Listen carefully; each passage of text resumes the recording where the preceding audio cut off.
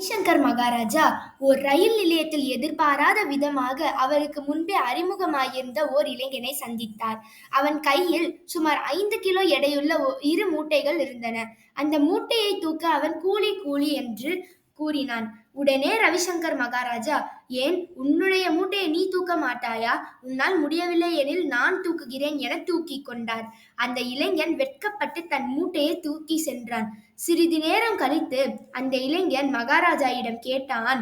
கூலியாட்கள் மிகவும் ஏழைகள்.